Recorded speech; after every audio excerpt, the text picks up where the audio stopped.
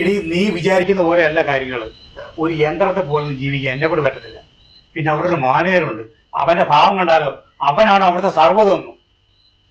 അത് അയാളുടെ ചുമതല. അയാൾ പെർഫെക്റ്റ് ആണ്, എന്റെ ഫ്രണ്ടാണ് അയാള്. നിങ്ങൾ അവിടെ ചെന്ന് ലേഡീസ് സ്റ്റാഫുമായി ചേർന്ന് അയാൾക്കെതിരെ ഒരു ഗ്രൂപ്പ് ഉണ്ടാക്കി. അവനാണത്ര ശരിയല്ല, അവനെതിരെ ഒരുപാട് കംപ്ലൈന്റ് ഉണ്ട്.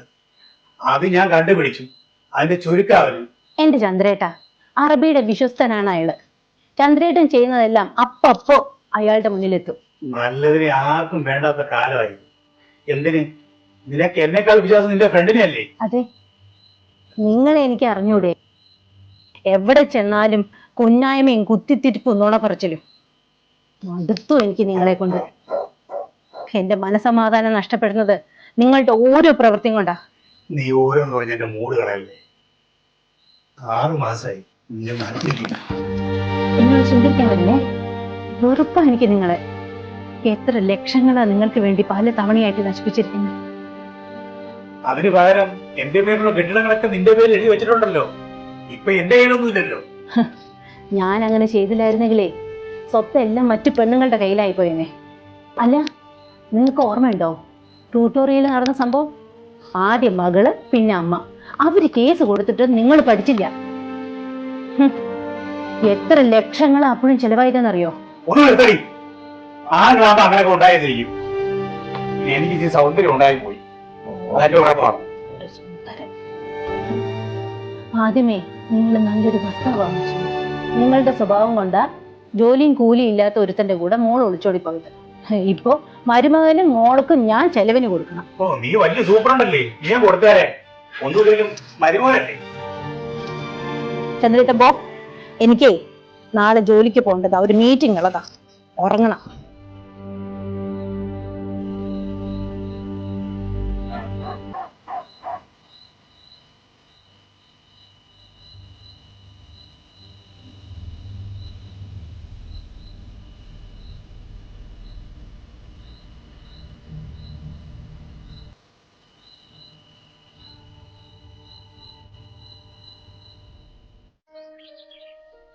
എന്താ ചന്ദ്രേട്ട ആലോചിക്കണം? ആലോചിക്കുമായിരുന്നു, ഞാൻ എത്രയോ ഭാഗ്യവാനാണ്. നിന്നെ പോലെ സുന്ദരിയായ ഒരു ഭാര്യ എനിക്ക് കിട്ടിയില്ലേ. പച്ച കള്ളം പറയാൻ ഒരു ഉളുപ്പില്ല ഈ മനുഷ്യന്. ഈ ലതയോടായി കളി ഞാൻ കാണിച്ചു കൊടുക്കുന്നുണ്ട്. ഇവളെ പോലൊരു പൊട്ടി ലോകത്ത് കാണില്ല. അതെന്തായാലും നന്നായി. ആ ചതുര, ഞാൻ എത്തിയടാ.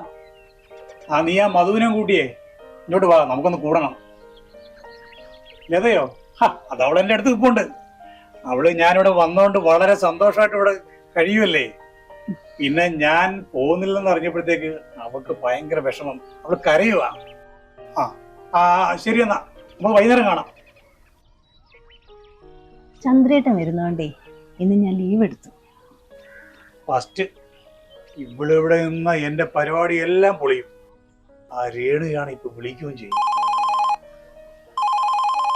ഇത് രേണുകയാണല്ലോ, ഗൾഫിൽ നിന്നാ. ഹലോ. ഞാൻ ഇവിടെ സുഖമായിട്ടെത്തി, കുഴപ്പമൊന്നുമില്ലായിരുന്നു. ഹലോ. കേൾക്കാൻ വയ്യ, റേഞ്ചിന്റെ പ്രശ്നമുണ്ട് കേട്ടോ ഇവിടെ. ഞാനൊന്ന് അകത്തോട് പോട്ടെ. ഇത് ഗൾഫിൽ നിന്നുള്ള ഫോണൊന്നല്ല. ആ ടോൺ കേട്ട എനിക്കറിയാം ഏതോ ഒരു പെണ്ണാ വിളിക്കുന്നത്. ഈ ലതയോടാ കളി. ഇയാൾക്ക് ഞാൻ നല്ലൊരു പണി കൊടുക്കുന്നുണ്ട്.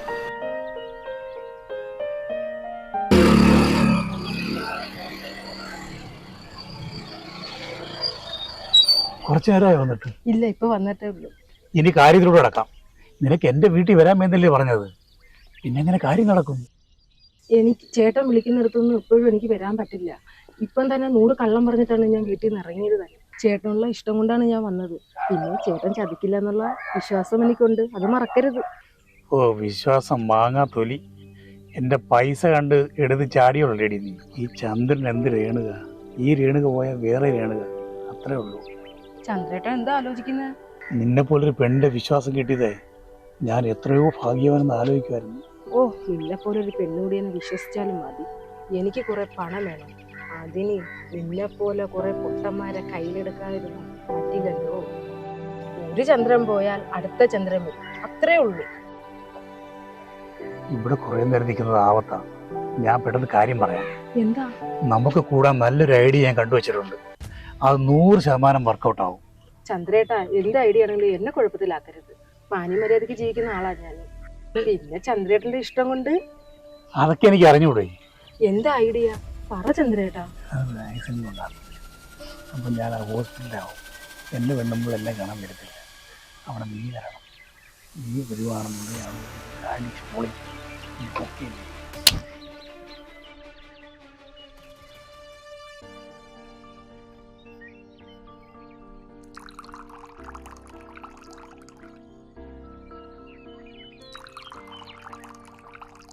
അങ്ങനെ അവളെ അങ്ങ് പൊക്കി. വല വീശിട്ട് നമുക്കൊന്നും കിട്ടുന്നില്ലല്ലോടാ. എന്താടാ അവളുടെ പേര്? രേണുക എന്നാ പേര് പറഞ്ഞത്. പേരിലൊക്കെ എന്തോ ഇരിക്കുന്നത്, ഫിഗറിലല്ലേ കാര്യം.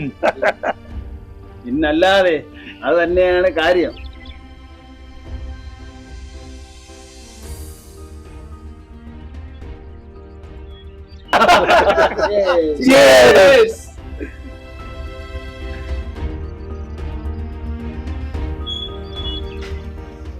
നീ പ്ലാൻ എന്താണ് പറയടാ. പറയാം. അതിനല്ലേ നിന്നെയൊക്കെ വിളിപ്പിച്ചത്. കുറച്ച് റിസ്ക് ഉള്ള പണിയാ. നീയൊക്കെ കൂടെ കട്ടയ്ക്ക് നിന്നോണം. പിന്നെ റിസ്ക്, നിനക്ക് റിസ്ക്. ഇത് ആദ്യത്തെ എൻകാറിൽ തന്നെ ഡബിൾ ഡിജിറ്റ് കഴിഞ്ഞില്ലേ? അളയാ, നിന്നെ സമ്മതിക്കണം. ലതയെ പോലെ ഒരു പാവം ഭാര്യയെ കിട്ടിയത് നിന്റെ ഭാഗ്യം തന്നെ കേട്ടാ. നീ പറഞ്ഞത് ശരിയാടാ. നീ എന്താ അണ്ടി വാങ്ങി അണ്ണാണ് ഇപ്പൊ ഇരിക്കുന്നത്? നിനക്ക് മനസ്സിലായില്ലേ? നാട്ടിൽ വന്നിട്ട് 2 ദിവസം ആയുള്ളൂ. അടിച്ചു പൊളിച്ചോണ്ടിരിക്കുക. നല്ല ബെസ്റ്റ് ടൈം. അത് പോട്ടെ അളിയാ, നീ കാര്യം പറ. ആ രേണുക ഹോസ്പിറ്റലിൽ വരാൻ സമ്മതിച്ചിട്ടുണ്ട്. ഹോസ്പിറ്റലില്? ആ, അതെന്തിനാ?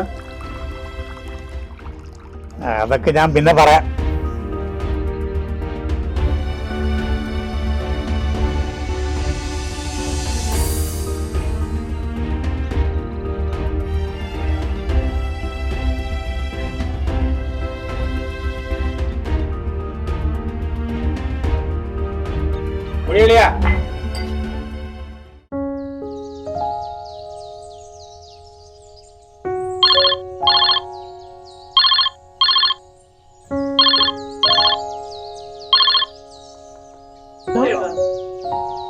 എന്താ ചേട്ടാ? രേണുക, എന്നെ വീട്ടിൽ വെച്ച് ആരോ ഇന്നലെ ആക്രമിച്ചു. ചുമ്മാതിരി, പറഞ്ഞ ഡേറ്റ് ഒന്നും ആയില്ലല്ലോ. ആരോ കരുതിക്കൂട്ടി ചെയ്ത പണിയാണ്. ഏതായാലും നീ ഇങ്ങോട്ട് വന്നേക്ക്. ചേട്ടൻ പറയുന്നല്ല, എനിക്ക് പെട്ടെന്നൊന്നും ഇറങ്ങി വരാൻ പറ്റത്തില്ല. ചേട്ടൻ അറിയത്തില്ലേ ഇത്? നമുക്ക് ആരെയും പേടിക്കേണ്ട കാര്യമില്ല. നീ ഇനി വന്നാൽ മതി. ഒരു തടസ്സവും പറയരുത്. ഞാൻ വരാം.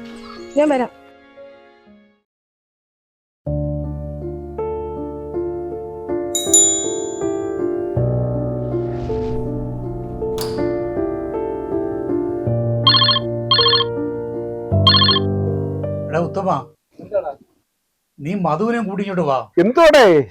എനിക്ക് ശരിക്കും ആയുസുണ്ടായടാ. ഓ, എന്താ പറ്റി നിനക്ക്? രേണുക വരാൻ ഞാൻ പറഞ്ഞിട്ടുണ്ട്. ആ, എന്നാലേ ഞാൻ മധുവായിട്ട് ആശുപത്രി പരിസരത്ത് കാണും. രേണുക പോയിട്ട് ഞങ്ങൾ രണ്ടും കൂടെ പതുക്കെ വരാം. നിങ്ങൾ അടിച്ച് പൊളിക്കടേ. ഓക്കേടാ, അവൾ ഇപ്പൊ ഇനി എത്തും. ഇവിടെ സേഫാണ്. ഞാൻ എല്ലാം അറേഞ്ച് ചെയ്തിട്ടുണ്ട്. അപ്പൊ പിന്നെ കാണാം. ഓക്കെ, ശരി എന്നാ. ഓക്കെ.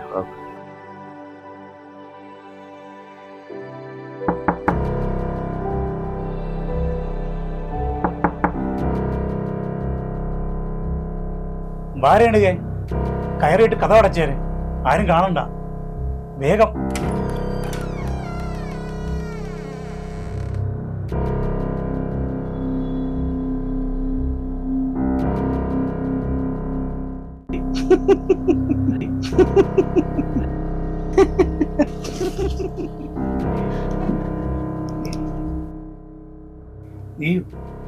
നീ എന്താ ഇവിടെ? എന്തൊരു ചോദ്യമാ ചന്ദ്രേട്ടാ ഇത്. എൻ്റെ ചന്ദ്രേട്ടന് ഒരു ആപത്ത് വന്നാൽ ഉത്തമ ഭാര്യയായ ഞാൻ അറിയാതിരിക്കുമോ? അതാണ് ദൈവത്തിന്റെ കളി. ദൈവത്തിന്റെ കളിയോ? ആന്തരിക കളി? പതിവ്രതയായ ഒരു ഭാര്യ എവിടെ എത്ര ദൂരെ ഇരുന്നാലും ഭർത്താവിന് ഒരു ആപത്ത് വന്നാൽ അവൾ അതറിയും. ദൈവം അവളെ അതറിയിക്കും. ഈ ദൈവത്തിന് വേറെ പണിയൊന്നുമില്ലേ? ഒരു പതിവ്രതയെ ഇറങ്ങിയേക്കും. ഇതൊക്കെ എന്തോ ഈ ബാഗൊക്കെ ആയിട്ട്? എൻ്റെ ചന്ദ്രേട്ടന്റെ അസുഖം മുഴുവനായിട്ട് മാറിയിട്ടേ ഞാൻ ഇനി പോകുന്നുള്ളൂ. എനിക്കേ ചന്ദ്രേട്ടനെ നന്നായിട്ടൊന്ന് പരിചരിക്കണം. എല്ലാം പൊളിഞ്ഞു. ഇനി രേണുക എങ്ങാനും കേറി വന്നാൽ എല്ലാം തീർന്നു. ഇയാൾ ആ പെണ്ണിനെ കുറിച്ചായിരിക്കും ചിന്തിക്കുന്നത്. ആ പെണ്ണിനെ ഞാൻ നന്നായിട്ട് കൈകാര്യം ചെയ്തു വിട്ടിട്ട കാര്യം ഇയാൾ അറിഞ്ഞിട്ടുണ്ടാവില്ല. എങ്ങനെയുണ്ട് ചന്ദ്രേട്ടാ? ഇപ്പൊ വേദന കുറഞ്ഞോ? ഇപ്പോഴാണ് ഈ മൂദേവി വേദന കൂടിയത്. ഞാനിപ്പോ ചന്ദ്രേട്ടന്റെ എല്ലാ വേദനയും മാറ്റിത്തരാം. വാ, ഇങ്ങോട്ട് കിടക്കാം.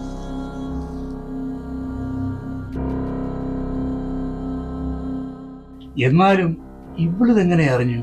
അതാ മനസ്സിലാകാത്തത്. ഞാൻ ഇതെങ്ങനെ അറിഞ്ഞെന്നായിരിക്കും ചന്ദ്രേട്ടൻ ചിന്തിക്കുന്നത്. എന്റെ ചന്ദ്രേട്ടാ, തനിക്ക് ഈ ലതയെ കുറിച്ച് ഒരു ചുക്കും അറിയില്ല. ചായയാണ്.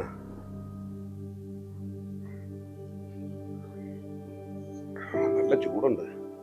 പിന്നെ ഞാൻ അവൻ്റെ കൂടെ നിന്നേ എല്ലാം ചോർത്തി തരുന്നത് ലതയോടുള്ള പ്രത്യേകം സ്നേഹമുള്ളത് കൊണ്ടാണ്. അത് മനസ്സിലാക്കണം കേട്ടോ. അത് പിന്നെ എനിക്ക് അറിഞ്ഞൂടെ. അതിന്റെ പ്രത്യുപകാരം ഞാൻ തീർച്ചയായിട്ടും ചെയ്തു. ഓക്കെ, അത് മതി.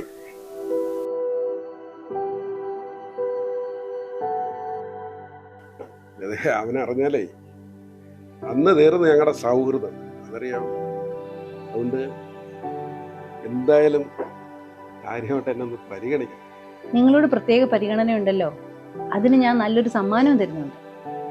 സന്തോഷം. ഞാനൊരു ഭാഗ്യവാൻ തന്നെ കേട്ടോ.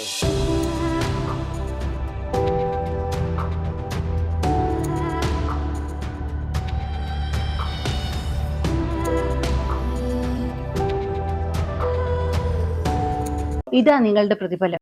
ഇന്നത്തോടുകൂടി നമ്മൾ തമ്മിലുള്ള എല്ലാ ഇടപാടുകളും തീർന്നു. ഇതാണ് എൻ്റെ ഒരു രീതി. ഇതൊന്നും അല്ല ഞാൻ പ്രതീക്ഷിച്ചത് കേട്ടോ.